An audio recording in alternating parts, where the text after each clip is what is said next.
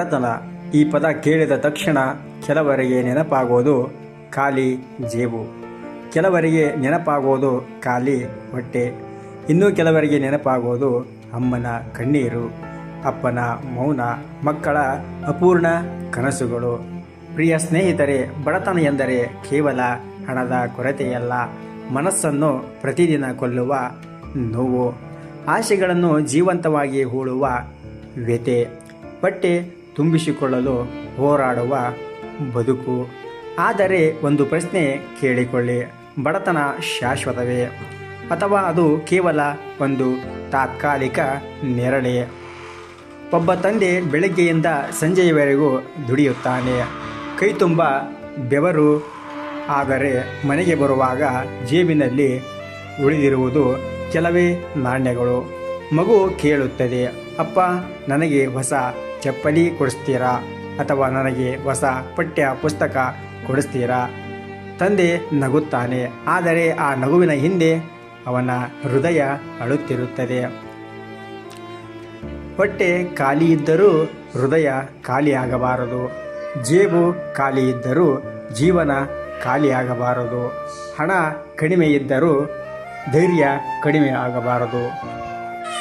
ಪ್ರಿಯ ಸ್ನೇಹಿತರೆ, ಕೆಲವರಿಗೆ ಹಣವಿಲ್ಲ, ಕೆಲವರಿಗೆ ಅವಕಾಶವಿಲ್ಲ, ಕೆಲವರಿಗೆ ಮಾರ್ಗದರ್ಶನವಿಲ್ಲ, ಆದರೆ ಕೆಲವರಿಗೆ ಎಲ್ಲವೂ ಇದ್ದರೂ ಮುಂದೆ ಹೋಗುವ ಮನಸ್ಸೇ ಇರುವುದಿಲ್ಲ. ಬಡತನದ 4 ಶತ್ರುಗಳು ನೋಡುವುದಾದರೆ, ಮೊದಲನೆಯದು ಅನಗತ್ಯ ಖರ್ಚು, ಎರಡನೆಯದು ಸೋಮಾರಿತನ, ಮೂರನೆಯದು ಇತರರೊಂದಿಗೆ ಹೋಲಿಕೆ ಮಾಡಿಕೊಳ್ಳುವುದು, ಇನ್ನು 4ನೆಯದು ನಾನು ಏನೂ ಮಾಡಲಾರೆ ಎಂಬ ಭಯ.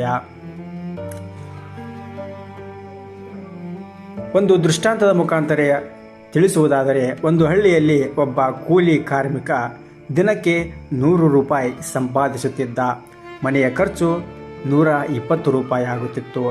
ಪ್ರತಿದಿನ ಸಾಲ, ಪ್ರತಿದಿನ ಚಿಂತೆ. ಒಂದು ದಿನ ಅವನು ನಿರ್ಧಾರ ಮಾಡಿದ, ನಾನು ಬದಲಾಗಬೇಕು, ನನ್ನ ಮಕ್ಕಳು ನನ್ನಂತೆ ಬದುಕಬಾರದು. ಅವನು ಪ್ರತಿದಿನ 10 ರೂಪಾಯಿ ಉಳಿಸತೊಡಗಿದ. ಹೊಸ ಕೆಲಸ ಕಲಿತ, ಹಳೆಯ ವಸ್ತುಗಳನ್ನು ದುರಸ್ತಿ ಮಾಡತೊಡಗಿದ. 1 ವರ್ಷ ಕಳೆಯಿತು, ಸಾಲ ಕಡಿಮೆಯಾಯಿತು. 2 ವರ್ಷ ಕಳೆದವು, ಸಣ್ಣ ಅಂಗಡಿ ಪ್ರಾರಂಭಿಸಿದ. 5 ವರ್ಷಗಳ ನಂತರ ಲಕ್ಷಾಂತರ ರೂಪಾಯಿ ದುಡಿದ. ಆ ಲಕ್ಷಾಂತರ ರೂಪಾಯಿ ದುಡ್ಡನ್ನು ಮತ್ತು ದೊಡ್ಡ ಅಂಗಡಿಯಾಗಿ ಮಾರ್ಪಾಡು ಮಾಡಿದ. ಕೆಲವೇ ವರ್ಷಗಳಲ್ಲಿ ಆ ವ್ಯಕ್ತಿ ಶ್ರೀಮಂತನಾದ. ಹನಿ ಹನಿ ಸೇರಿದರೆ ಹೊಳೆ, ರೂಪಾಯಿ ರೂಪಾಯಿ ಸೇರಿದರೆ ಬೆಳೆ, ಹೆಜ್ಜೆ ಹೆಜ್ಜೆ ಹಾಕಿದರೆ ದಾರಿ, ಶ್ರಮ ಶ್ರಮ ಸೇರಿದರೆ ಸಿರಿ ಸಂಪತ್ತು. ಕೆಲಸ ಸಣ್ಣದಾಗಿರಬಹುದು, ಆದರೆ ಆದಾಯ ದೊಡ್ಡದಾಗಬಹುದು. ಸಾಲದ ಜೀವನ ಸಂತೋಷದ ಶತ್ರು ಆಗುತ್ತದೆ, ಉಳಿತಾಯದ ಜೀವನ ಸ್ವಾತಂತ್ರ್ಯದ ಮಿತ್ರನಾಗುತ್ತಾನೆ. ಆರೋಗ್ಯವನ್ನು ಕಾಪಾಡಿಕೊಳ್ಳಿ. ಆರೋಗ್ಯ ಹೋದರೆ ಹಣ ಹೋಗುತ್ತದೆ, ಹಣ ಹೋದರೆ ಮತ್ತೆ ಗಳಿಸಬಹುದು, ಆದರೆ ಆರೋಗ್ಯ ಹೋದರೆ ಎಲ್ಲವೂ ಹೋಗಬಹುದು. ಆಸೆಯನ್ನು ಬಿಡಬೇಡಿ. ರಾತ್ರಿ ಎಷ್ಟೇ ಕತ್ತಲಾದರೂ ಬೆಳಿಗ್ಗೆ ಬಂದೇ ಬರುತ್ತದೆ. ಜೀವನ ಎಷ್ಟೇ ಕಷ್ಟವಾದರೂ ಒಂದು ದಿನ ಬದಲಾಗುತ್ತದೆ. ಸ್ನೇಹಿತರೆ, ಬಡತನ ಪಾಪವಲ್ಲ, ಬಡತನದಲ್ಲಿ ಹುಟ್ಟುವುದು ತಪ್ಪಲ್ಲ, ಆದರೆ ಬದಲಾವಣೆ ಸಾಧ್ಯವಿದ್ದರೂ ಪ್ರಯತ್ನಿಸದೆ ಉಳಿಯುವುದು ಮಾತ್ರ ದುಃಖಭರಿತ ಜೀವನಕ್ಕೆ ನಾಂದಿಯಾಗುತ್ತದೆ. ಒಂದು ದಿನ ನಿಮ್ಮ ಮನೆಯಲ್ಲೂ ನಗು ಮೂಡುತ್ತದೆ. ನಿಮ್ಮ ಮಕ್ಕಳು ಹೆಮ್ಮೆಯಿಂದ ಹೇಳುತ್ತಾರೆ, ನಮ್ಮ ಅಪ್ಪ ಸೋತಿಲ್ಲ, ಹೋರಾಡಿದರು ಎಂದು. ಬಡತನ ಬಂದರೆ ಬೆದರಬೇಡ, ಬದುಕು ಕಷ್ಟವೆಂದು ಕುಗ್ಗಬೇಡ. ಶ್ರಮವೇ ಶಕ್ತಿ, ಧೈರ್ಯವೇ ಭಕ್ತಿ. ಇಂದು ಕಣ್ಣೀರು ಇದ್ದರೂ ನಾಳೆ ನಗು ಖಂಡಿತ ಬಂದೇ ಬರುತ್ತದೆ. ಇಂದು ಖಾಲಿ ಕೈ ಇದ್ದರೂ ನಾಳೆ ತುಂಬಿದ ಬದುಕು ಖಂಡಿತವಾಗಿಯೂ ಸಿಕ್ಕೇ ಸಿಗುತ್ತದೆ. ಬಡತನ ಶಾಶ್ವತವಲ್ಲ, ಪ್ರಯತ್ನ ನಿಲ್ಲಿಸಿದಾಗ ಮಾತ್ರ ಅದು ಬಡತನ ಶಾಶ್ವತವಾಗಿ ನಿರ್ಮಾಣವಾಗುತ್ತದೆ.